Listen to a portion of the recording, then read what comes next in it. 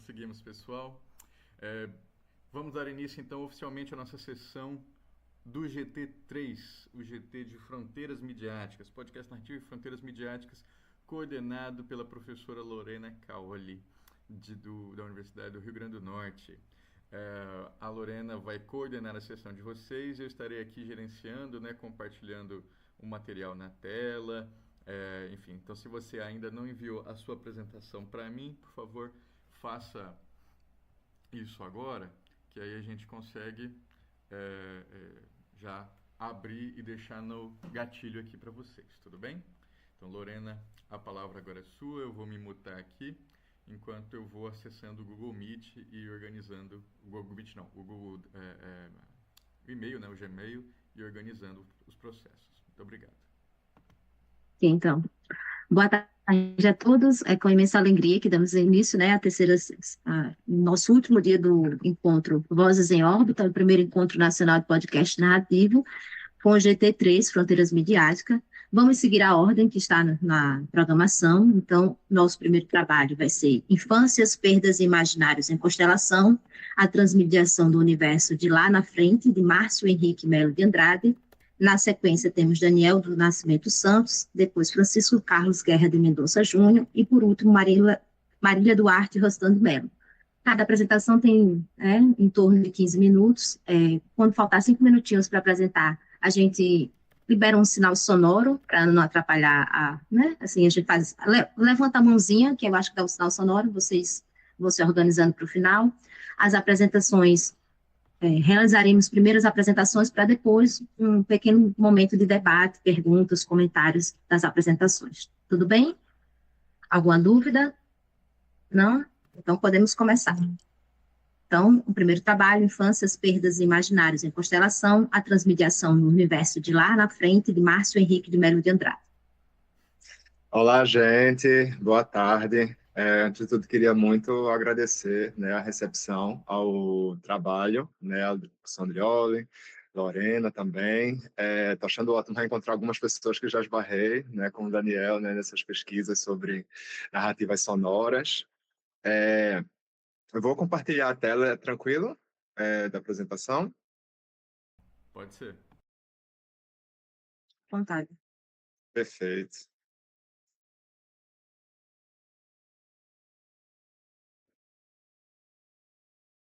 Descendo para vocês. Só coloque em tela, caixa alta, se não em tela alta, para ocupar todo o espaço. Vê se ficou agora. Ainda não apareceu.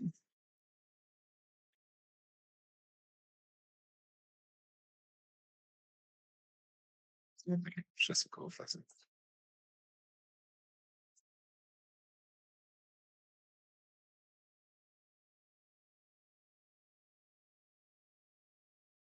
Agora ficou? Agora está tudo ok. Maravilha, gente. Bom, boa tarde, eu sou Márcio Andrade. Para mim é um prazer imenso sempre voltar ao UERJ, né, mesmo que virtualmente, né, fiz meu doutorado por aí sobre pesquisa sobre documentário autobiográfico. E hoje eu queria apresentar uma outra pesquisa que eu venho desenvolvendo em paralelo, né, depois de ter feito o doutorado sobre documentários autobiográficos. É uma pesquisa sobre transmediação a partir de processos de criação que eu venho tendo, né? A partir de um projeto, né, que eu desenvolvo em Recife, Pernambuco, que é um projeto chamado Lá na Frente, que é uma história, né, que ela nasceu justamente de um podcast, né, que eu produzi em 2021. E a ideia, né, desse podcast, de maneira geral, é falar sobre luto materno, né, de crianças não nascidas, mas como é conversar sobre esse tema para a infância, né? E, além disso, buscar a representação de pessoas, de personagens, né, marginalizados, subrepresentados na mídia, e a partir dessa construção de um podcast narrativo, né? E a partir da produção desse podcast, como ela pode gerar outros produtos, né? Outras produções em suportes distintos, né? Bom, a premissa, né, do Lá na Frente foi a produção desse podcast narrativo, né, infanto-juvenil, voltado para crianças, a partir dos 7 anos de idade, 5 episódios de cerca de 10, 15 minutos, E a história, né, geral desse podcast, né, ela é sobre o Pedro, que é um menino negro de 6 anos, que ele mora com a mãe na cidade de Olinda, que é a cidade onde eu cresci. Nesse período, né, nessa família, né, Débora é uma mãe solo, né, que está grávida e precisa dividir a vida entre trabalhar em um mercado perto da casa dela, da casa deles, e viver a Palco com cortina expectativa da chegada de vermelha, sua nova banda filha, né? tocando ao vivo, Porém, plateia Débora ela perde a rindo e criança e ela convidados precisa conviver com especiais o no seu próprio sofá. luto E e no também centro entender de como é que tudo tá aqui. consola Pedro, seu filho, né? Que não entende muito bem como é que uma pessoa pode perder outra, né? Então, ao longo desses episódios, vai ser um pouco dessa busca de Pedro para atravessar esse luto, entendendo o que é fé, também o que é esse lugar desconhecido, né? Do que é a morte, do que é a perda, né? E, ao mesmo tempo, a gente buscou incluir personagens negros e LGBT, e aí até mais no conjunto dessa narrativa, né? E a gente parte, né, para apresentar esse projeto, de alguns conceitos pressupostos da complexidade narrativa do Mitton e das narrativas transmídia, né, do Jenkins e do Rodrigo Lessa também, para entender um pouco essas relações entre uma abordagem teórico-prática desse processo de criação e como é que a gente está trazendo algumas possibilidades, né, dessa narrativa se espalhar por outras mídias, né? No caso das narrativas complexas, né, a gente parte dessa ideia geral, né, do mito, da complexidade narrativa, que vai redefinir um pouco o que vão ser as bases sobre as formas de contar narrativas seriadas, né? Ou seja, essa relação entre formas episódicas, né, e a narrativa seriada em si, né, a narração em série, que muitas vezes vão se tornar um pouco mais comuns e recorrentes, né, dos anos 2000 para cá, né, e vai se entender o formato seriado, né, com esse arco alongado, né, ao mesmo tempo que mantém a construção dos episódios isolados também. E ele faz todo um percurso, né, tanto conceitual e histórico, como essas formas narrativas vão se dando e quais são as principais características e estratégias narrativas que vão se compondo, né, ao longo do tempo, né? E vão aparecendo. A gente vai trazendo alguns exemplos, né, de algumas séries, né, como às vezes os Simpsons, Malcolm in the Middle, Arrested Development, que vão de alguma maneira, às vezes driblar, né, essa regra, né, de retornar, né, o episódio nessa estrutura episódica, né, de começo, meio e fim, mas buscar situações que elas possam ser retomadas, continuadas em outros episódios, né? Então vai um pouco mesclando essa forma de construção que durante muito tempo se estabeleceu, né, na indústria, né, norte-americana e que a gente bebe também, né, na nossa indústria audiovisual brasileira, para manter, né, os personagens ali, você qualquer pode ser necessariamente ter uma informação prévia, mas você conseguir um nível de identificação mínimo, né? Mas como é que isso pode acontecer nas tramas infantis, né? Eu trouxe alguns exemplos aí de alguns seriados infantis que também jogam com essa complexidade narrativa, né? Como Gravity Falls, Hora da Aventura, O Mundo de Gumball, Irmão do Jorel também, né? Que vai ter ao mesmo tempo esses arcos que começam e terminam no mesmo episódio, mas também vai ter certas mitologias lá que vão ficando bastante recorrentes e situações que vão sendo retomadas em episódios posteriores, né? Ao mesmo tempo, a gente tem esse outro conceito, né, buscando articular, que é a ideia da cultura de convergência do Jenkins, que vai falar como essa ideia, né, de uma cultura de convergência, ela transforma tanto a nossa forma de produzir como consumir os meios de comunicação, né, abraçando cada vez mais esse espaço ativo, né, de quem está consumindo não mais de maneira isolada, mas consumindo em grupo, né, também influenciando a maneira como se produz conteúdo, né, atualmente, né, então vai encontrando formas, né, de se espalhar por uma diversidade de canais, né, de transmissão de meios de comunicação.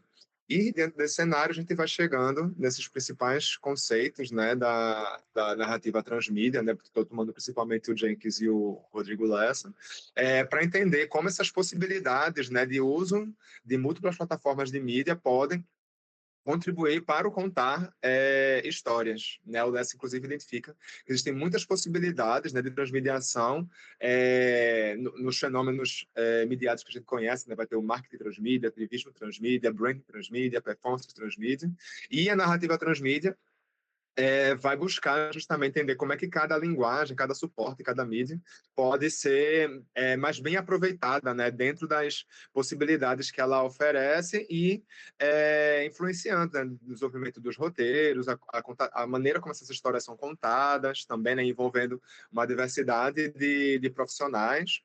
E chegando já no processo, né, do projeto do Lá na Frente, né, ele começa na verdade, antes de chegar ao podcast, eu já tinha a pretensão de fazer um curta de animação com essa história, mas já tinha mandado para uma diversidade de editais o projeto do curta, e tinha várias. O roteiro era muito cheio de diálogos, muitos personagens e tal, e sempre encontrava dificuldade de aprovação. Em 2021, eu achei melhor, assim, vou tentar fazer um projeto de podcast, né? A gente tem algumas vertentes nos editais aqui que a gente consegue o financiamento para a produção de podcast, e a gente conseguiu fazer o, o Lá na Frente, lá em 2021, com a Lei Aldir Blanc, e ainda conseguimos ainda implementar uma versão acessível com Libras também, né, e LSE também, e eles estão disponíveis tanto no Spotify como no YouTube. E o processo de criação do podcast foi justamente adaptar essa história original, essa ideia original, no contexto dos 5 episódios, né? Ou seja, a apresentação dos personagens, quando vai aparecendo os principais conflitos, né? E essa história vai se desenvolvendo até chegar na resolução da história, né, com Pedro e a mãe dele se entendendo nesse processo. E nessa história, nessa versão da história, o Pedro ele tinha uma subtrama relacionada a brincar com as roupas da mãe, né, vestir as roupas e usar a maquiagem também, né, uma questão de gênero que causava uma outra camada nesse conflito, né, na relação com a mãe dele também. E quando a gente foi fazer o processo, né, de transformar, aí voltar para o projeto do curto, né, que era a ideia inicial, eu tentei fazer uma adaptação dessa história, desse universo, né, do personagem e tal, para a linguagem audiovisual, né? E nesse projeto do curta, né, aí a narrativa ela foi para um caminho oposto, né? Ou seja, a gente estava trabalhando muito com texto, diálogo, nessa versão em áudio, e a gente foi para uma animação sem diálogos, né? A gente reduziu muito das questões que aparecem na história, focou basicamente na história do luto, nas questões de gênero. A gente não conseguiu abordar, de fato, no curta, né? Porque ficava muitos elementos, né, e delicados, né, para tratar na história. E a gente está seguindo em circulação com esse curta, né? Estamos seguindo, passamos por 30 festivais e mostras, né? Estamos com 7 prêmios em categorias distintas. E o projeto do livro, ele aí já virou de fato uma adaptação do que foi os 5 episódios, né, da minha série radiofônica nessa linguagem do livro infantil ilustrado. E aí a gente sai, né, dessa palavra falada, da música, dos efeitos sonoros, né, desses elementos, para o formato do livro infantil, né, buscando entender as potências, né, dessa palavra escrita também, buscando entender, né, como é que isso acrescenta elementos, como é que a gente constrói outros cenários, a gente consegue dar voz interna para os personagens também, a partir dessa escrita também, de uma descrição mais detalhada também dos cenários, dos acontecimentos, e as ilustrações também, né? E a partir desse desenvolvimento desses 2 projetos, a gente está seguindo agora, interessado em desenvolver o projeto de longa e de série animada, e, enfim, dentro da produtora, né, da Combo Multimídia, que é essa produtora que eu coordeno, o projeto ele vem funcionando como esse exercício de criação, né, de uma narrativa transmídia que busca abordar essas temáticas sensíveis, né, luto, memória, relação com as diferenças também, e a gente quer justamente entender como meu interesse, né, como trabalhar esses conceitos, né, das narrativas complexas, das narrativas transmídia, que não são meu objeto de estudo primordial, né, estou numa leitura bastante inicial, para aprofundar esses temas e também encontrar outros desdobramentos possíveis, né, desse projeto. Então, quero agradecer mais uma vez pela oportunidade de estar aqui apresentando esse projeto. E é isso, minha gente. Muito obrigado pela oportunidade. Obrigada, Márcio. Você foi radiofonicamente, terminou antes do tempo, o que é ótimo, né? Porque aí você tem mais tempo para o debate. Então, vamos para a segunda apresentação, Storytelling na palma da mão, da caixinha de perguntas ao podcast. Daniel do Nascimento Santos. Oi, gente, boa tarde. Só perguntar uma Como a Dudu, eu coisa. apresento ou o André vai apresentar É o isso que eu ia slide? falar. Como eu não estou conseguindo tirar da minha Ah, tá sem tela aqui. microfone. Está sem microfone. Eu estou sem microfone? Não dá para ouvir? Mas se você puder apresentar, dá tudo certo. Tá. Tá. É que são 2 lugares para você liberar o microfone, é uma maluquice. Bom, eu estava falando, eu não consigo, eu achei que eu conseguiria, né? Mas sem 2 telas eu não consigo sair daqui para abrir o e-mail, porque aí eu não consigo projetar Em você. conexão. Então, Daniel, projeta você mesmo. Obrigado. Você consegue, Daniel? Tô tentando aqui, tá? Porque a plataforma tem um delay, geralmente, né? Sim. Se você quiser enviar, tá mostrando, sim. Só tem que colocar em tela cheia. Para estar carregando. E agora? Isso. Tá tudo ok, então. Tá. Podemos começar? Sim, pode sim. É, Só um momentinho aqui. Estou cronometrando também por me ligar no tempo. Então, gente, boa tarde. Meu nome é Daniel do Nascimento Santos. Sou mestrando da Universidade Federal de Ouro Preto, do PPG com Comunicação de lá, orientado pela professora doutora Luana Viana.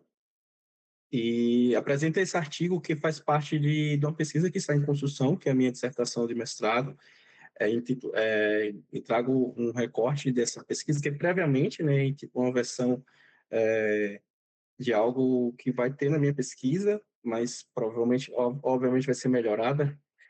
Esse artigo aqui chamado Storytelling na palma da mão, da caixinha de perguntas ao podcast, parte da ideia de que a minha pesquisa gira em torno entre cruzamento e influência digital e o jornalismo na podosfera brasileira, e tem como objeto de pesquisa o jornalista, podcast e influenciador Chico Felitti, e eu olho nesse artigo para a ideia da construção dele, relação dele com a comunidade dele, do fandom, e como isso pode levar aos ouvintes ouvirem os podcasts narrativos dele lá no Spotify e outros agregadores de áudio. Parte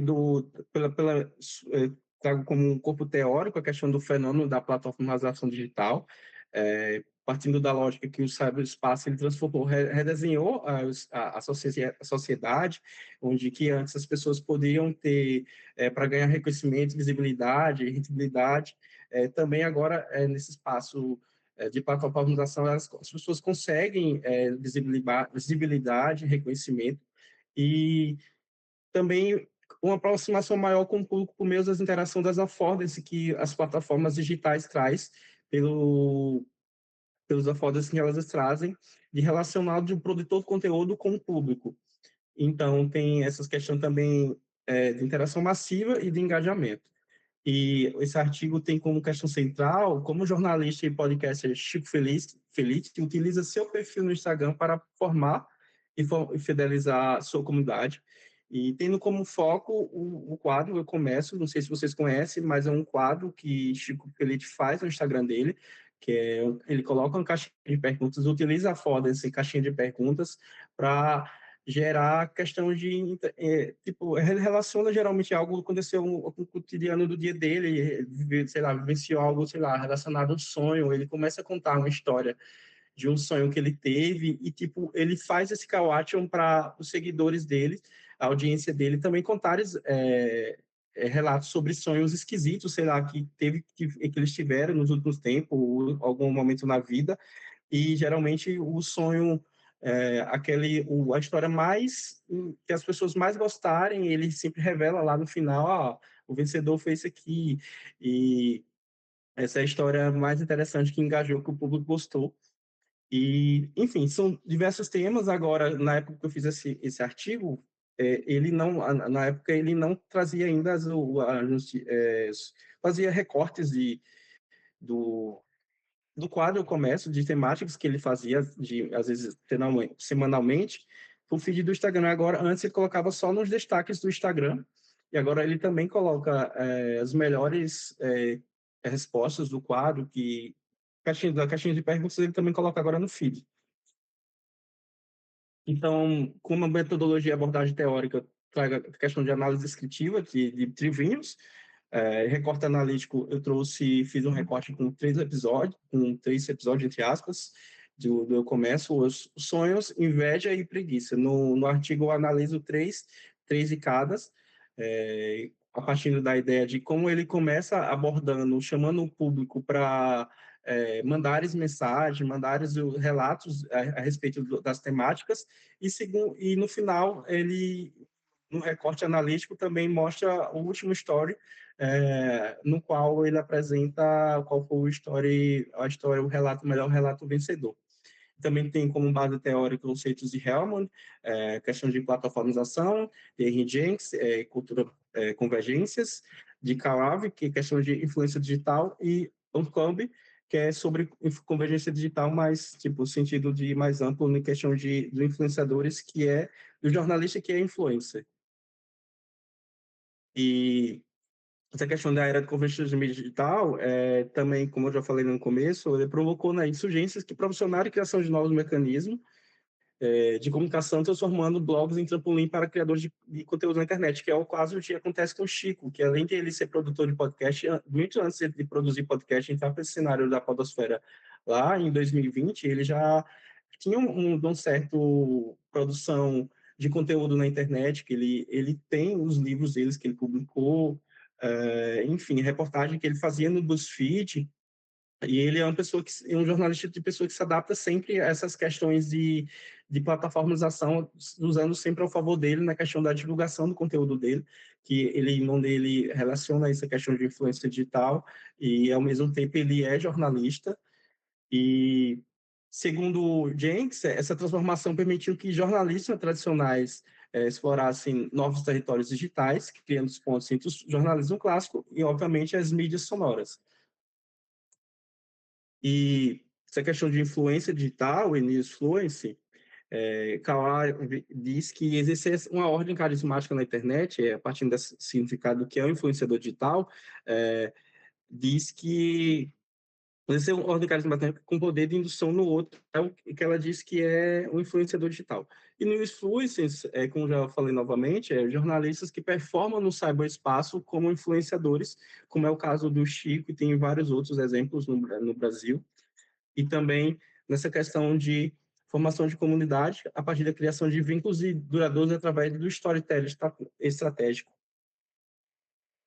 Enfim, no quadro eu começo, né, na parte da análise que eu fiz previamente para esse artigo, que eu analisei os sonhos, inveja e o preguiça. Os sonhos, ele traz a questão de sonhos mais inusitados, né, da audiência, que ele manda as pessoas relatarem sonhos que eles tiveram, enfim. Ele começa, assim, geralmente, o quadro fazendo algumas vezes, ele mesmo grava uma história falando que tive um sonho, isso e aquilo, aconteceu isso comigo e tal, mas geralmente isso é uma coisa que nem sempre acontece. Mas a maioria das vezes ele grava uma história relatando uma história, alguma coisa, situação que aconteceu no cotidiano dele, na intimidade dele, e ele leva isso para o público dele lá no Instagram e faz essa ponte para começar o quadro e colocar em caixinha de perguntas, e onde geralmente ele coloca um story tipo esse que está aqui na tela, do Eu Começo Sonhos, ele faz uma análise, um recorte, ele seleciona 40 relatos e pede para a audiência interagir no que eles mais gostaram. Como isso aqui está, eu começo, está descrito, né, a competição de casos reais, são 40 sonhos. Aqui ele já começa apresentando uma história, antes de colocar colocando a caixinha de pergunta, um relato que ele teve de algum seguidor. Sonhei que apertava uma espinha na testa e dela saía um peixe beta. Aí ele pede para interagir e a votada ganha alguma coisa. E, entre os recortes que eu fiz, entre os 40, eu selecionei alguns. Isso aqui foi o vencedor, seria o vencedor, mas ele relata no story seguinte, quando ele anuncia qual o Instagram, qual o relato que foi campeão, né, o melhor do momento, do quadro, teve uma situação mirabolante. Nesse aqui, que de 23, que apresenta que foi o mais curtido, já sonhei que o Will Smith era meu pai, mas assim como eu, meu pai biológico, ele também me abandonou. E ele também, além de colocar os relatos das histórias que os influenciadores, quer dizer, influenciadores não, desculpa, os seguidores mandam, ele, às vezes, geralmente ele comenta, brevemente uma frase, tipo, ele colocou aqui, Freud curtiu, e esse trecho aqui dessa mensagem é um relato de tipo, uma descrição do que ele fala no story, a partir do qual foi o começo vencedor do dia, o relato vencedor. Ele disse, mas quem ganhou não foi um delírio, foi uma história bonitinha, era um começo de sonhos que a gente tem dormido, né? E daí chegou esse sujeito com um sonho que ele tem tanto dormindo quanto acordado, que é refazer uma foto linda, que é o pai dele fez com a Ivete Sangalo, quando o pai dele dirigiu um carro para Ivete Sangalo anos atrás, no começo dos anos 2000, e ele fica sonhando, tem sonhos recorrentes de que ele está refazendo essa foto, que seria um jeito dele encontrar o pai dele. Coisa linda, não tem jeito, ganhou. E ele trouxe esse relato aí de um seguidor, foi o grande vencedor, e depois, novamente, ele consegue, inclusive, contato com a própria Ivete Sangalo, de encontrar esse seguidor. No E-Commerce Inveja, antes de ser anunciado o campeão, o vencedor, a melhor história, tem um public post. E, enfim, aí nesse relato ele faz: minha mãe grávida invejou o picolé de almoço no ponto de ônibus, a moça ofereceu para pagar um para ela, que não aguentava mais ser encarada, mas ele queria mesmo que ele estava chupando, conseguiu. E no Eu Começo Preguiça, Felipe traz apenas uma história.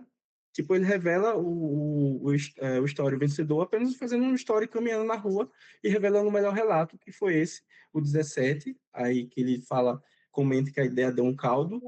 Ainda dá tempo, morei em uma república durante a faculdade com 2 colegas que eram a encarnação da preguiça. Uma vez cheguei de viagem, depois de terem sujado todos os copos, canecas, xícaras e cuias, eles estavam usando a concha de feijão para beber água. E concluo nessa parte a questão da estratégia de há muita presença de storytelling digital e identifico que, obviamente, a caixinha de perguntas é como ferramenta central para a interação com a audiência de Chico Felitti.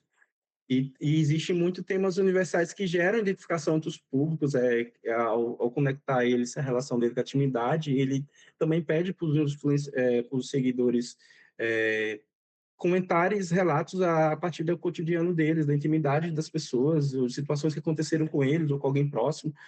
E essa caixinha de perguntas se torna meio para ele, o Chico e a audiência deles, o fandom dele, é um espaço para histórias pessoais dos seguidores, obviamente, e também é uma questão de um tipo de affordance que serve para a criação de narrativas coletivas do storytelling que ele faz, é muito conhecido pelos podcasts narrativos dele com storytelling, que, enfim, ele usa também existe também uma participação da audiência dele também, né? E os resultados, primeiro eu observo previamente formação de comunidade, o quadro contribui diretamente para a criação de vínculos entre o podcast e a influência e a audiência. O 2, o aumento do engajamento, interação ativa através das histórias pessoais compartilhadas pelos seguidores. E 3, o marketing orgânico, o que reduz as estratégias publicitárias para a circulação das séries de podcast. É uma coisa que observa que Chico ele não faz muita divulgação dos podcasts deles, e alguém, ao contrário de o fato dele ser também um influenciador digital, já conhecido, tem um capital social, né, como diria Bourdieu, e ele não precisa fazer muita divulgação das séries dele, ao contrário, você, de repente, um podcast independente, a gente começar e fazer, às vezes, uma divulgação massiva sobre o podcast que a gente está produzindo. E, então, concluindo ainda, essa relação com a audiência por meio da caixinha de perguntas, ela contribui significativamente para a fidelização do público e circulação orgânica dos podcasts narrativos, e também na questão da inovação narrativa. Chico, ele demonstra que o storytelling tradicional também pode ser adaptado para as plataformas digitais, criando fonte entre jornalismo e influência digital. E é isso, gente.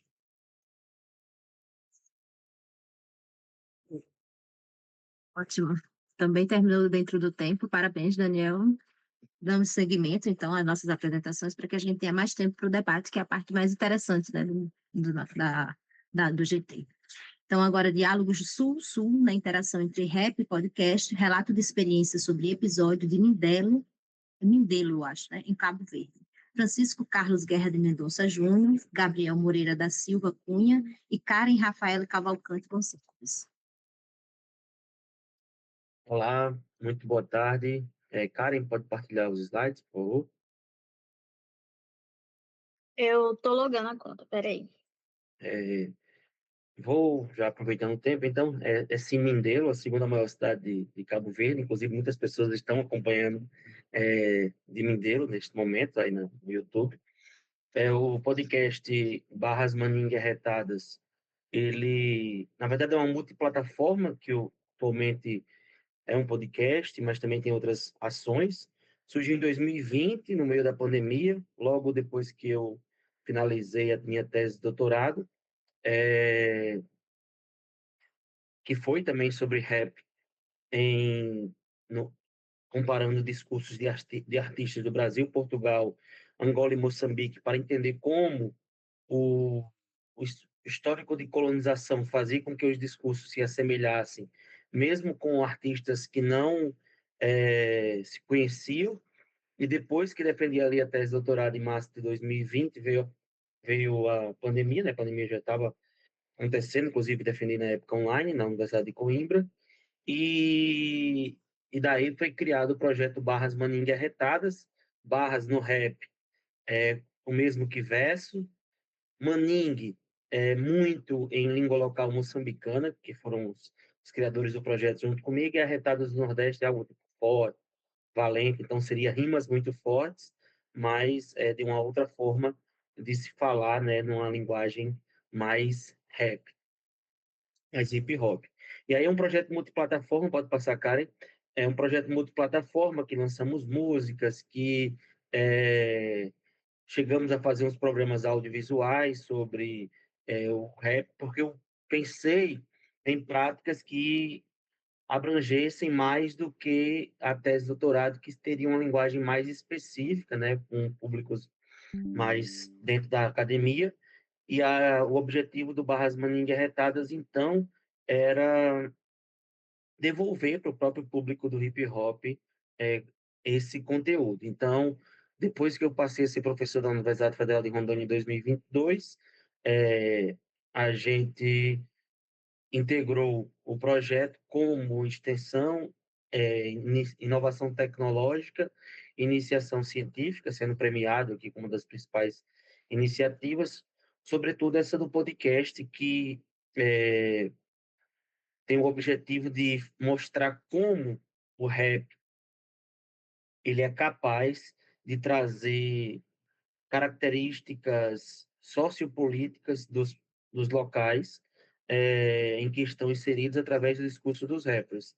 E nós buscamos cidades africanas, falantes de língua portuguesa, devido ao diálogo que foi construído durante a tese de doutorado, em que o quinto episódio, que é o que nós mostramos nesse trabalho, é sobre Mindelo, em Cabo Verde. Antes do trabalho de Mindelo, Cabo Verde, nós falamos sobre Cabinda, em Angola, Chimoio, Moçambique, Bissau, na Guiné-Bissau, Malabo, na Guiné Equatorial, e agora Mindelo, Cabo Verde, sempre realizando entrevistas online com os rappers, colocando trechos das músicas e também discursos históricos que significam a importância daquele espaço, e também a narração dos estudantes que fazem essa pesquisa conjunta, né, essa continuação da pesquisa, levando para mais espaço. E a gente sempre pontua que nós abordamos cidades, justamente porque quando existem alguns estudos das africanidades, há uma tendência à generalização, isso também é colonialista, em que se fala sobre África sempre numa forma de unidade. Nós queremos mostrar essa pluralidade das ações. Nós não pretendemos ser generalistas sobre questões africanas, mas sim trabalhar com cidades em específico para mostrar as especificidades e mostrar que, por exemplo, as características do rap de Mindelo são totalmente diferentes do rap de Cabinda em Angola, como é diferente do rap de Chimoio e Moçambique, os discursos que são falados, as histórias que são contadas, e também as intervenções políticas que são reivindicadas em cada um desses espaços através de sistemas que que os artistas eles dialogam, né, os sistemas políticos com diferentes níveis de democracia também nesses espaços. Então, em Cabo Verde, a língua falada pelo povo é o crioulo cabo-verdiano. No entanto, o português é a única língua oficial. Eu já dei aula para uma universidade cabo-verdiana online e sinto essa dificuldade que é você ter uma língua oficial, que é o português, mas a língua da rua, a língua do rap, a língua do povo é outra, é o crioulo cabo-verdiano, e é uma luta que o povo cabo-verdiano tem constantemente de trazer o crioulo como essa língua também oficial, e no rap nós observamos esse discurso em crioulo cabo-verdiano, então tem uns trechos em crioulo cabo-verdiano com alguma contextualização em português através dos discursos dos estudantes. E aí vou passar para os estudantes também para falar algumas dessas experiências aqui na Universidade Federal de Rondônia. Com a palavra, Gabriel. Boa tarde, eu sou Gabriel, sou estudante do 7º período do curso de jornalismo da Universidade Federal de Rondônia. Eu fiquei responsável pelas entrevistas com os rappers e com o pesquisador Red Wilson Lima. O primeiro entrevistado foi o Redi. Ele estuda o rap e explica como que esse tipo de música ele funciona com a voz política dos jovens. Durante a entrevista, ele explicou que muitos dos jovens não têm espaço para falar sobre os problemas que vivem e eles usam o rap, a música, como espaço e por meio das letras que eles conseguem denunciar as injustiças e mostram o que eles sentem. Eu li alguns artigos do Red Wilson e o que me ajudou a entender foi o Cabo Verde Rap Movimento. A primeira rap que a gente entrevistou foi a Nitri. Ela é uma das poucas mulheres a se destacar no rap de Mindelo. Atualmente ela mora em Portugal, porque ela foi estudar e queria dar mais espaço ao profissionalismo na carreira musical dela. Mas tudo começou durante da entrevista. Ela explicou que tudo começou quando ela percebeu que quase não existiam mulheres no rap na cidade. Por causa disso, em 2010, ela e outras meninas criaram o grupo Esposas do Rap, e o objetivo era aumentar a presença das mulheres no rap. Elas trabalhavam juntas e queriam ocupar os espaços que eram dominados pelos homens. Depois de 5 anos, o projeto teve que parar, né? E as dificuldades, elas não foram só por causa da música ou da falta de estrutura. Ela explicou que elas sofreram críticas e até tentativas de censura, vindas inclusive pelas próprias mulheres, porque elas falavam de temas considerados polêmicos em Cabo Verde. Mas a Nick, ela não desistiu. Ela disse durante a entrevista que essas tentativas de calar ela serviram como motivação para continuar, e que o rap para ela é uma ferramenta forte de conscientizar e lutar pelos direitos das mulheres e de quem sofre por algum tipo de injustiça. E o próximo rap foi o Ed Fortes, que também usa o rap como forma de denúncia. Em 1995, depois de uma erupção do vulcão na Ilha de Fogo, ele fez uma música que viralizou. Essa canção, essa música, na verdade, ela ganhou uma repercussão muito rápido e ele percebeu o quanto que o rap ele podia tocar as pessoas e chamar atenção para os problemas sociais. E é isso.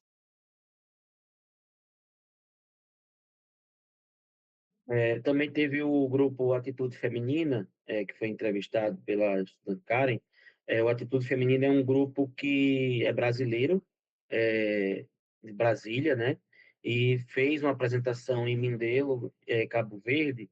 E antes disso, houve um trabalho promocional das músicas do grupo Atitude Feminina, e elas observaram o quanto esse diálogo sussu que nós buscamos apresentar existe dos cabo-verdianos acompanhando o nosso rap, acompanhando nossas questões culturais, e muitas vezes há esse desconhecimento do Brasil para lá, e ela sentiu nesse sentimento, né, de irmandade, de partilha, e de buscar cada vez mais, porque as músicas do grupo Atitude Feminina eram conhecidas pelo grupo, pelo público em Mindelo, e também houve essa receptividade. Nos vídeos é possível observar, por exemplo, os refrões do grupo Atitude Feminina sendo cantado por milhares de pessoas assim no público. Inclusive a pessoa que ficou responsável por apresentar o show, Flávio, ele também nos entrevistou depois da questão do podcast que foi abordado. Pode passar, cara. Então, o Emanuel. Olá, eu me chamo Emanuel, eu sou estudante de jornalismo da Universidade Federal de Rondônia. Eu estou fazendo meu segundo período do curso e no projeto eu fiquei responsável por essa parte mais de pesquisa, né, de contribuir com o pensamento dos pensadores, né, artigo científico dos pensadores. E o que eu peguei aqui para análise e estudo foi os textos do Marcelo Kishinevski e da Luana Viana, que já foi citado anteriormente. E as ideias que eu peguei dos textos foi justamente do radiojornalismo, do texto do Marcelo Kishinevski, e do storytelling, que já foi dito anteriormente ali pelo nosso colega Daniel. E tá, eu vou começar aqui. No texto do Marcelo Kishinevski, ele trata justamente desse radiojornalismo narrativo, no qual, segundo Marcelo Kishinevski, ele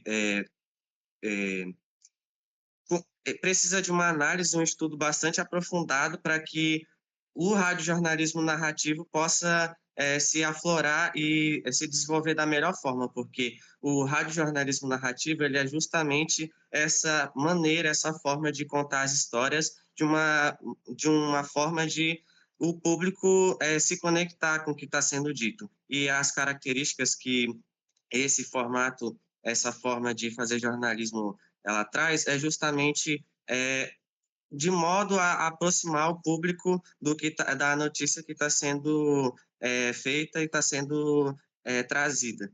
As características justamente uma trilha sonora ali de fundo para que possa conectar o ouvinte e também uma linguagem muito próxima ali da contação de uma história. E essas características ali que o Marcelo no texto ele trouxe para a gente. E também é justamente esse grande aprofundamento, esse grande estudo na notícia que possibilita essa forma de trazer a notícia de uma maneira diferente, né? Com um enfoque mais na forma que ela vai ser trazida. E já no texto da Luana Viana, que é do storytelling, storytelling, justamente o nome já traz essa ideia de contar as histórias, e ela também traz como o radiojornalismo, o radiojornalismo narrativo e o storytelling, eles são conceitos intrinsecamente ligados, né? É justamente essa forma de como vai trazer a notícia, como que vai trazer essa história, e para evocar no ouvinte, justamente provocar no ouvinte esses sentimentos. No storytelling, a Luana Viana traz que o storytelling tem várias técnicas, várias práticas de trazer a notícia de forma a que conecte as pessoas. Em ambos os textos, eles trazem o exemplo de podcasts que trazem essa notícia contada de uma forma diferente. Nos artigos, nos textos científicos que eu pude ler, eles comentam sobre a primeira temporada da série Serials e do Projetos Humanos, que é uma série de podcast brasileira, que ambas, eles justamente trazem uma notícia, casos reais, histórias reais de pessoas reais, justamente trazendo esse enfoque na maneira que vai ser falada, com muitas músicas de fundo, ambientações, justamente essa forma de conectar o público com o que está sendo dito.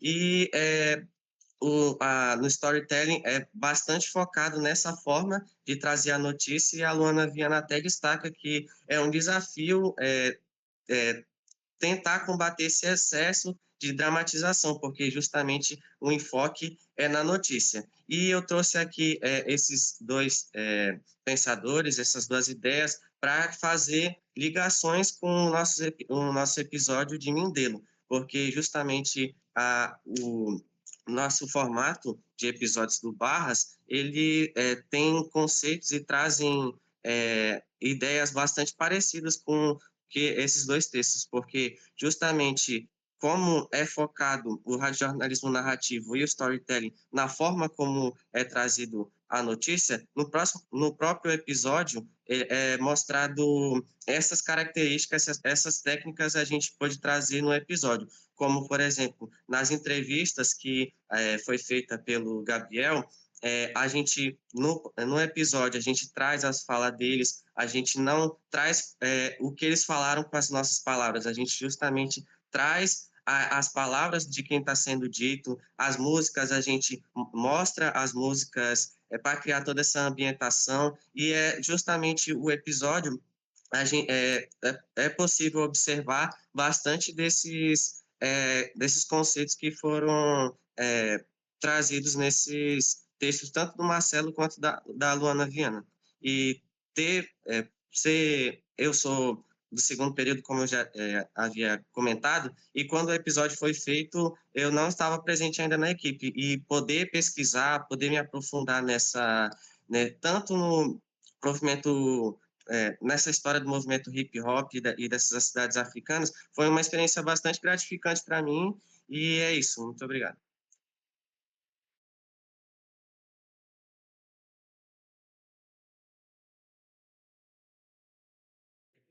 Boa tarde. Mais um minutinho para finalizar. Tá, vou tentar falar de uma forma bem rápida aqui. A gente teve uma repercussão na mídia cabo-verdiana e uma das principais repercussões foi na Rádio Morabeza, que é uma rádio que tem bastante... uma rádio que é muito... tem... como é que fala? Que é uma referência em Cabo Verde, não só ela, mas Balai Cabo Verde e Mindel Site, né? Balai Cabo Verde e Mindel Site, eles já são sites onde a gente teve uma boa receptividade ali da mídia cabo-verdiana, não só de lá, mas de Mindelo, né? E eles ficaram bastante surpresos e admirados por eles serem uma fonte de pesquisa aqui na Universidade Federal de Rondônia, principalmente no Brasil, tanto que eles gostaram bastante. E isso aproximou bastante o diálogo sul-sul entre a gente, né? Então, foi um estudo, assim, muito bem-vindo, né? Lá em Mindelo, e eles gostaram bastante, justamente por isso, por quebrar essas fronteiras, né?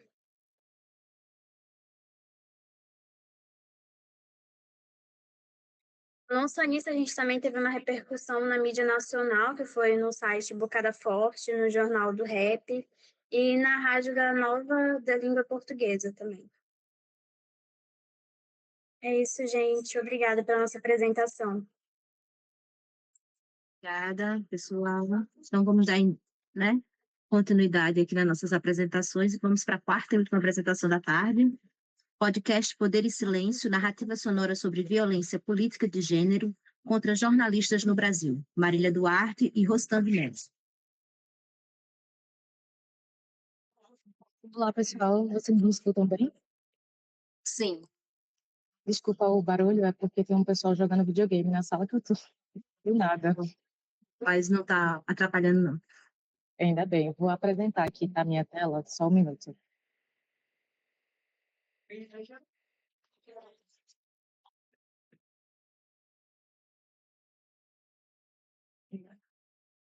Vocês estão conseguindo ver?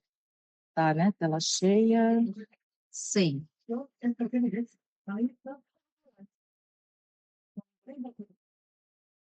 Tela cheia.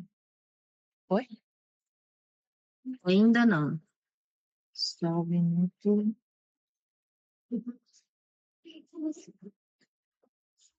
Oi? Lá em cima, apresentar. É que eu não estou conseguindo sair da minha tela, dessa tela aqui que eu estou.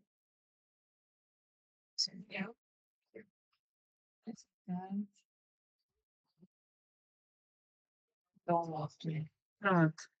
Vamos começar, então. Boa apresentação. Perfeito, obrigada, pessoal. Bom, meu nome é Marília, na verdade, eu fui estudante de jornalismo da Universidade Estadual da Paraíba, quando eu criei o projeto Poder e Silêncio, que é a narrativa sonora sobre violência política de gênero contra jornalistas no Brasil. O coautor do projeto, o meu orientador, é Rostam Melo, ele também está presente aqui nessa chamada, né? Então, é o seguinte, e travou aqui para mim.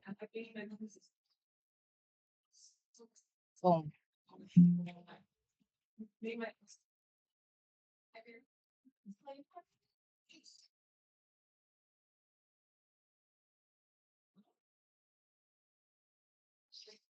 então vamos lá, né? Bom, esse é o podcast Poder e Silêncio, um podcast narrativo que investiga como a violência política de gênero contra jornalistas e mulheres se manifesta no Brasil, com foco na influência de agentes públicos e no impacto também da liberdade de imprensa e da democracia. No meu entendimento, o jornalismo é um dos pilares, né, da democracia, porque garante o direito à informação e também fiscaliza, de certa forma, outros poderes. Então, mas nos últimos anos a gente tem visto, né, uma crescente no Brasil que dessa violência, né, e ele deixou de ser o jornalismo deixou de ser apenas um pilar e passou a ser alvo constante de ataques, e é justamente isso que eu falo no meu podcast, né, no projeto Poder e Silêncio. Bom, sendo assim, o objetivo central do meu projeto foi mostrar como essa ferramenta jornalística tem o poder de revelar e de enfrentar mesmo a violência política de gênero.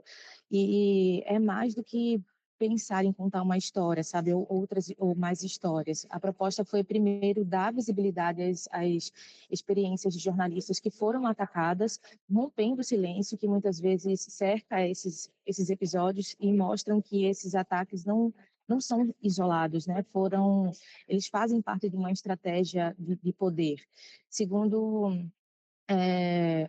O segundo ponto, né, que eu venho como objetivo é evidenciar os efeitos dessa violência não apenas na vida das profissionais que foram vítimas de algum de alguma violência, mas também no direito à informação e na própria democracia, já que cada ataque contra jornalistas, no fundo, é um ataque também a um debate público. E, por fim, propor a escuta como prática de resistência e também de denúncia, ou seja, usar o podcast não só como um produto jornalístico, mas como um espaço de acolhimento, memória e também de disputa simbólica contra a tentativa de silenciamento.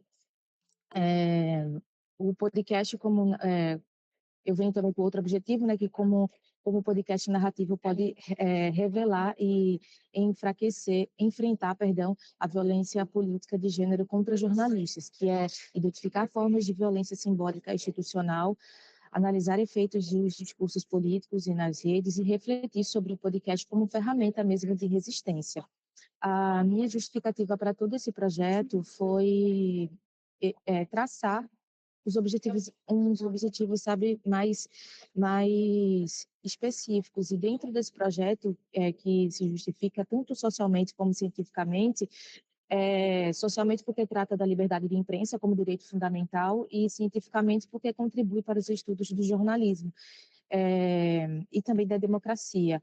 E, pessoalmente, porque eu sou uma mulher e eu também sou jornalista, então compreendo a urgência de dar visibilidade para esses problemas, né? Então, aqui temos a crescente violência contra jornalistas no Brasil, as mulheres sofrendo ataques mais intensos, né, como assédio, desinformação e também silenciamento, e impacto direto na liberdade de imprensa e na democracia. Aqui eu tirei 2 prints do Twitter, para só deixar um pouquinho claro de como esses ataques são feitos, tanto ciberneticamente, que é a maioria das vezes, como também elas sofrem violência física, né? E aqui a gente tem os dados do ano de 2023 da Coalizão de Defesa do Jornalismo, que mostra que no X, o antigo Twitter, dos jornalistas atacados, 52% eram homens e 47% mulheres. 47% eram mulheres. No entanto, quando analisamos o total de ataques, a maior parte foi direcionada para mulheres, que receberam 53% das ocorrências, enquanto homens foram alvos de 47%. Esse dado mostra um desequilíbrio, na verdade, um equilíbrio, né, na distribuição de jornalistas atacados por gênero. E esses dados mostram que existe um problema e que ele precisa ser enfrentado, né? Para fazer esse projeto, eu me baseei em todos esses autores que vocês estão vendo aqui na tela agora, mais especificamente a fundamentação teórica foi feita em 3 eixos: os estudos sobre jornalismo e democracia, com autores como Daniel Ziblatt e Steven Levitsky, a discussão sobre violência de gênero e ataques digitais com a jornalista Patrícia Campos Melo, que também foi vítima de violência verbal, né, presencialmente, quanto também na internet, e o autor, obviamente, Paulo Freire, para falar sobre educação, né, o diálogo como prática emancipadora. Desculpa. Bom, esse podcast foi construído a partir de uma narrativa documental com base em entrevistas, dados e também sonoras de arquivos, né? Ele busca revelar como a violência contra essas jornalistas, as mulheres, não é apenas individual, mas também política e estrutural, conectada às estratégias de poder.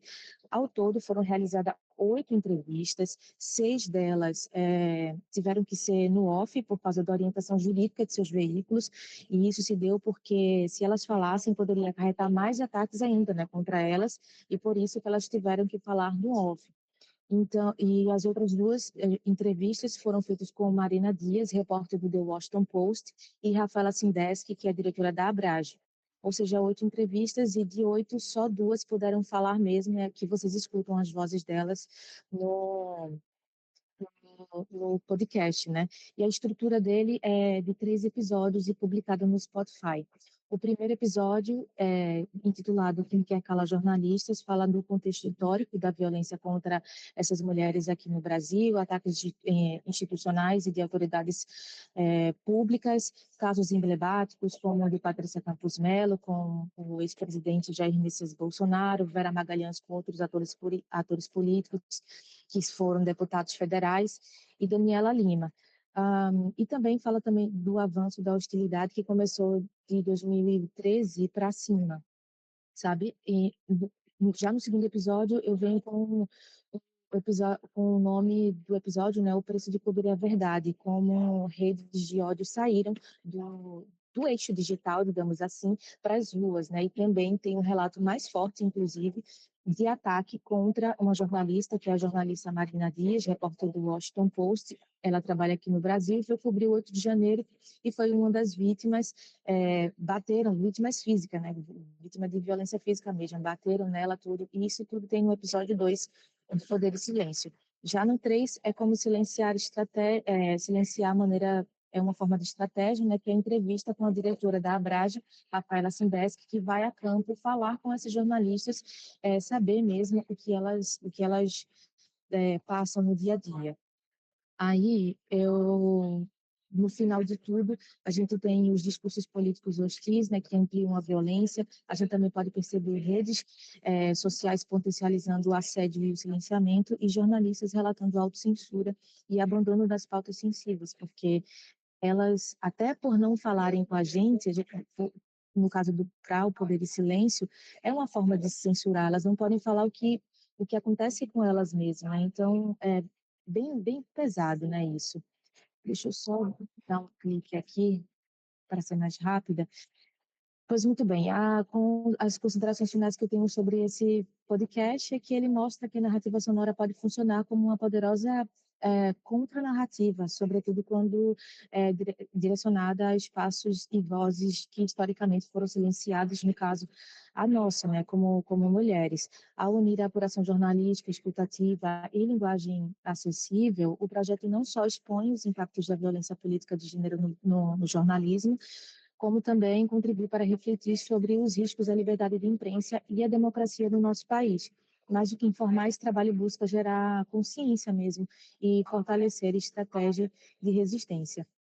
Bom, eu deixei aqui um QR Code para vocês conseguirem escutar, só para buscar no Spotify Poder e Silêncio ou escanear o QR Code e aí tá meu contato. E é isso, gente. Espero ter sido breve para não atrapalhar aqui o fluxo da gente. É ótimo, Marília, parabéns. Temos quantos minutinhos, Andrioli, para nosso debate?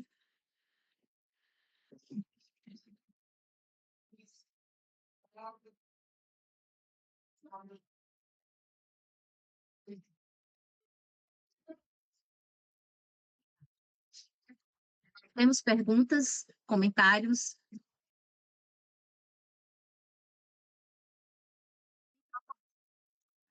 Complementar, Márcio, essa pergunta do Andrioli, que eu acho que casa bem. Como é que você acha que o uso da voz, efeitos sonoros e do silêncio, ele ajudou você a contar essa história sobre luto, sobre perda e etc? Maravilha, gente. Obrigado pela pergunta, Andriole e Lorena. Respondendo de maneira rápida também, né? Acho que é super interessante isso que vocês trouxeram, né? Como é que a própria mídia podcast ela tem suas próprias potências, né? Seus próprios recursos para contar essa história e, de fato, ela precisa funcionar por si mesma, né? Algo que eu acredito muito é como cada mídia pode contribuir, né? Para contar, né, essas histórias. E no caso do Lá na Frente, né, uma das principais adaptações que eu fiz, né, do curta para o roteiro inicial do curta para o podcast, é que antes tinha um personagem que era um vizinho, que estava no roteiro inicial do curta, que era a pessoa que ficava mais próxima do Pedro ao longo dessa história, né, no curta. E quando eu fui adaptar pro podcast, eu sentia que não estava encaixando, sabe, aquele personagem que trazia outro olhar, outra história, outro ponto de vista. Eu disse, não, acho que tem que trazer, quem está junto com o Pedro é a mãe. E aí a gente conseguiu mergulhar na narrativa dessa mãe, inclusive foi ela que sofreu a maior perda, né? Então acho que na época, né, que eu escrevi a primeira versão desse roteiro, talvez eu tinha dificuldade de chegar no personagem dessa mãe, de entender o que era de fato essa perda para ele. Estava muito centrado no Pedro, e essa foi uma das principais adaptações, né, que a gente fez.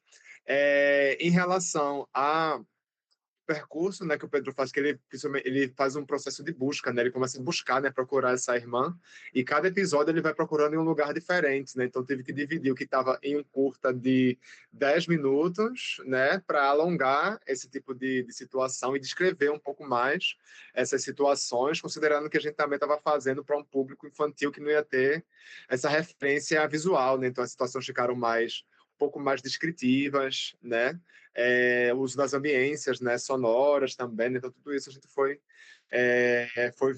adaptando do audiovisual para linguagem do podcast e principalmente entrando muito em descrições dos sentimentos, né, internos e tal, e entrando um pouco já na pergunta que Lorena fez. No podcast a gente usou 3 atores, né, tinha mais personagens, acho que o conjunto total de personagens, eu acho que eram uns 5 personagens, mas a gente queria preservar, acho que esse jogo com a contação de histórias, sabe? Essa oralidade. Então, tinha personagens que eles, ao mesmo tempo que eles narravam, eles faziam voz de personagem também, né? Acho que só o Pedro que ele não tem voz de narrador, a gente queria preservar essa voz, assim, do personagem principal e tal, mas a gente queria jogar muito, assim, brincar com esse jogo dos atores, de transformar esse narrador contando a história e também vira personagem em um outro momento. Aí acho que isso criou um certo vínculo afetivo, assim, né? A partir dessa conexão emocional, afetiva com as vozes desses atores. Não sei se eu respondi, mas, enfim, foi nesse caminho. Francisco ou a Karen, quem vai responder? Na verdade, Isso. a pergunta foi diretamente para ela e depois eu posso complementar coisa. Vou responder. Olha, já não estamos livres. Tá, tipo, aparecendo só o seu... Deixa eu ver o que é isso. Senhora. Estranho. Voltou, Karen, pode ficar. Voltou, né? Respondendo ao inspector, obrigada pela pergunta, né? Foram duas. Eu vou responder primeiro a primeira que ele fez. Como foram as entrevistas para a mídia cabo-verdiana? Então, como o grupo se sentiu ao ter essa repercussão? Essas entrevistas, né, que a gente deu principalmente para a Rádio Morabeza, a gente fez em transmissão online, assim, via Google Meet, e essa experiência foi bastante única para a gente, né? A gente se sentiu muito lisonjeado, porque a gente pôde compartilhar a nossa experiência, né, na produção desse episódio, falando exclusivamente sobre Mindelo, o cenário musical dele, os rappers, o cenário social também. Então, a gente se sentiu bastante feliz mesmo, contente com isso, porque a Rádio Morabeza é uma das maiores emissoras do país, tem bastante, é uma referência lá, né? Então, eles mesmo que buscaram, quiseram publicar isso. Além disso, eles publicaram também o nosso episódio na íntegra deles. E o mais legal foi essa entrevista que a gente deu para eles se transformou em um programa, em um dos dias que eles publicaram, né? Se transformou num programa de rádio. Eles montaram todo o programa e foi ao ar, inclusive. Então, a gente se sentiu muito feliz mesmo. Não só com eles, mas os websites, né, também, Me Deu Insight e Malay Cabo Verde também. A gente deu essa entrevista também. Então, eles valorizaram bastante isso, né, essa produção acadêmica nossa, científica. Então, eles se sentiram muito contentes e também a gente, né? Foi isso, gente. A gente, em geral, quando publicamos um episódio, nós sempre tentamos também ter algum diálogo com o pessoal para dar esse feedback, né? Seja com os rappers diretamente que foram entrevistados, ou também com a mídia que tenha o hábito de divulgar algo relacionado ao rap. Só que a gente percebeu, em Mindelo em específico, grupos ou pessoas assim que a gente nem entrou em contato diretamente, também nos procurando, de certa forma viralizando por lá, um mandava para um e que mandava para outro, páginas que a gente não esperava também repercutindo, naquela questão, olha, a gente está sendo notado lá pelo Brasil, porque Mindelo, para contextualizar, é uma cidade assim com cerca de 80 mil habitantes, né? É a segunda maior cidade de Cabo Verde, mas Cabo Verde tem 500 mil habitantes. Não é um país assim muito populoso, né? Existem 1.500.000 cabo-verdianos que moram fora de Cabo Verde, uma estratégia dos cabo-verdianos também para, como a própria Nitre, para que consiga também ter outras formas de renda, de expandir seus trabalhos, os artistas também têm esse costume de emigrar, mas é uma cidade que teve a Cesária Évora como uma das grandes artistas que surgiu no país, né, que surgiu lá em Mindelo também, do gênero Morna. Muitas vezes fala de Mindelo, fala do Morna, Cesária Évora e também do Carnaval. O rap pouco notado, que é aquele estilo mais dos subúrbios de Mindelo. Então, assim, quando a gente teve essa repercussão pessoal, realmente se sentiu nesse diálogo de fato sul-sul ao perceber que não apenas eles consomem a mídia brasileira, mas a mídia o conteúdo de Mindelo chegando aqui na Amazônia brasileira, em Rondônia em específico,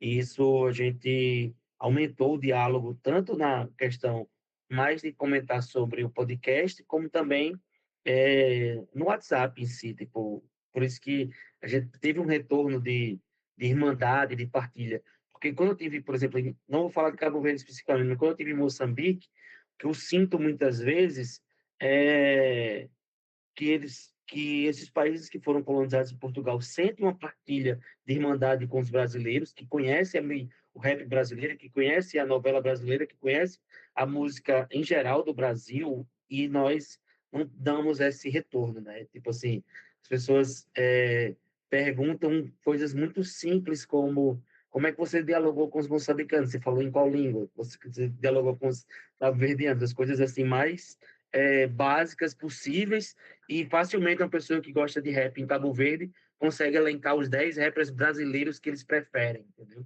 Basicamente é isso. Andreoli, você vai fazer os comentários? Eu também tenho perguntas e comentários para Daniel e Marília, mas fica à vontade. Então, para quem não me ouviu, eu não vou repetir para não atrasar muito o processo, mas eu mandei uma sugestão aqui para Marília, né, que é ouvir o Jornalismo Sem Trégua. E parabenizei o Francisco. Daniel, eu acho que eu fui também um pouco duro, né, com o seu trabalho quando eu mandei a proposta, meu parecer lá, porque eu falei assim, poxa, mas você não está analisando um podcast, né? Você está trazendo um desdobramento de rede social que porventura é de um cara que faz podcast narrativo. Será que realmente se encaixa? E aí, mas eu acho que é possível, assim, né? Porque só precisa estabelecer melhor esse diálogo entre Chico enquanto um contador de histórias, essas histórias que estão atravessando multiplataformas, né, multimídias, e ele, claro, ganha essa notoriedade especial, desdobrando o texto em podcast, e agora ele usa esse espaço para encontrar também esses outros personagens que vão encantar, né, esse cotidiano que ele está trabalhando. Então, acho que com uma costura adequada, ele vai funcionar assim. Então, é isso, gente. Obrigado. Só para complementar também, para fazer um comentário para Daniel. Eu queria saber, assim, qual que você acha que é o principal desafio do Felite de manter essa comunidade engajada para além da rede social para o podcast? Porque o podcast é um meio muito mais íntimo, né? A rede social é muito mais interativa. O pessoal ele já manda a caixinha, o pessoal já vai respondendo. Às vezes extrapola aquela caixinha, ele mesmo pode mandar foto, pode mandar vídeo. E o podcast é um meio muito mais íntimo. Como é que você acha que ele consegue manter essa comunidade engajada da internet, assim, da rede social, para o meio podcast? E aí, para a Marília, eu queria perguntar assim, se ela acha que esse formato narrativo do podcast, ele oferece mais liberdade ou mais limitação em relação a, não sei, a um blog, a uma grande reportagem, a um livro-reportagem?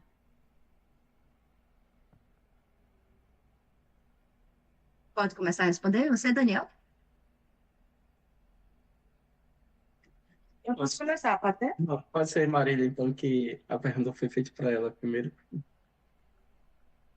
Pois, perfeito.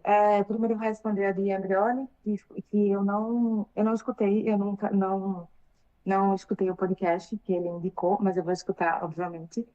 E obrigada pela indicação. Eu consumi muito livros, sabe? O próprio livro da Patrícia Campos Melo, que é A Máquina do Ódio.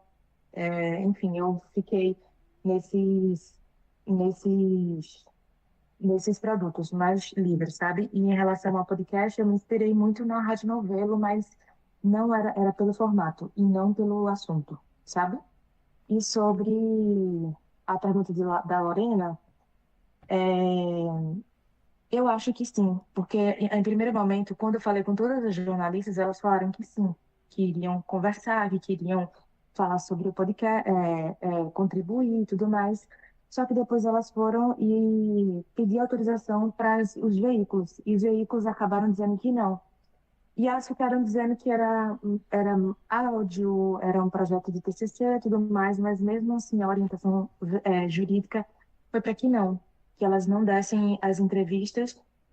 É uma orientação, mas enfim, elas seguiram as orientações jurídicas. O único veículo que não se opôs foi o do Washington Post, mas assim, está lá do outro lado do mundo, o Washington Post, então eu acho que isso também contribuiu para que ela conseguisse falar sobre o relato dela, e é um dos relatos mais fortes que a gente tem no podcast. Então, eu acho que sim, que é mais fácil delas conseguirem falar, mas a gente ainda teve essa barreira. Por mais que fosse só falado, a gente ainda teve essa barreira. Obrigada, Marília. Daniel, por gentileza. Sobre os comentários da Andreola, inclusive. Não, Andreola, primeiro eu achei muito tranquilo os comentários que você fez ali sobre o resumo, enfim. E também, quando eu submeti o resumo, eu não tinha passado nem para a qualificação ainda da dissertação. E também ainda não tenho totalmente algumas respostas que vocês fizeram, também não tenho pré-definido ainda sobre algumas inquietações que o próprio Andreoli fez, porque eu vou descobrir um pouco agora na análise, enfim, quando terminar a dissertação. E eu concordo super na questão de que tem Chico, ele é um influenciador, ele a ideia de submeter-se justamente essa, porque ele faz podcast narrativo, mas também lá ali no Instagram ele também leva essa questão do storytelling ali para as redes dele, tipo, tá ali no mesmo universo, né, também ali no Instagram. E também sobre a pergunta de Lorena, né? Assim, porque o Chico tem assim, ele tem o gosto Chico Felice, né? Que, né, assim, você come McDonald's, você tem o gosto do McDonald's. Aí Chico Felice, você ouve o podcast, tem o Vir Chico Felice. Então acho que seria interessante você pensar, talvez se a estrutura que ele usa em todos os programas, que é igual, né? Se ele não usa também no Instagram, nos Stories, no Reels, sei lá. Isso eu estou conversando com a Luana, essas questões também, que a gente vai observar também, se realmente acontece isso. E, tipo, e uma coisa também que, tipo, o interesse dele também nos podcasts, essas coisas, assuntos mais peculiares, ele também leva ali, tá no Instagram dele também, essa questão aí com o próprio quadro que ele faz semanalmente, né, com o Eu Começo, tem sempre esses cases meio curioso também. Eu não estou lembrado aqui a pergunta exatamente da Lorena sobre qual é o maior desafio de levar isso para a podosfera, né? Isso. Então, após passar para a qualificação, né, na banca, a gente acabou refletindo, eu e a Luana, sobre também a banca me ajudou a refletir sobre essas questões, mas também parte da ideia aqui, como eu comentei um pouco na apresentação, que ele tem, o Chico é uma pessoa que tem um capital social já, né, ele, tipo, como eu comentei, não precisa de estar fazendo um esforço, às vezes, para estar divulgando os próprios podcasts dele, porque ele já tem meio que uma audiência consolidada, de certa forma, porque além de uma trajetória com jornalismo lá desde o BuzzFeed, também tem livros, ele tem uma certa audiência já meio consolidada, né? E, enfim, durante essa parte da análise que eu vou fazer na dissertação, eu vou entender um pouco mais como é que se dá essa construção aí como é que ele leva de fato. Eu acho que é isso. Mais respostas quando sair minha dissertação, aí vocês dão uma lidinha lá. Brevemente, né? Parabéns a todos os trabalhos. Andriano, você quer fazer algum comentário final? Não, quero Antes de encerrar. Agradeço novamente a todos os presentes, né? Aguardem instruções aí para a publicação do nosso e-book. E faremos questão, lógico, né? Não é um e-book assim, vou botar num PDF e gerei, né? Vai ser daqueles que temos o comitê científico, enfim, vai passar por isso justamente por todo um novo processo de avaliação do artigo, né? Então, vocês preparam, enviam, a gente revisa e aí vai ficar 100%. Teremos também autores convidados. Obrigado a todos os presentes e agora daremos início à cerimônia do Cápsula Lunar, dando lugar então para nosso querido Felipe Ivanisca, Bárbara Rubira e Heloísa Barbosa. Obrigado, pessoal.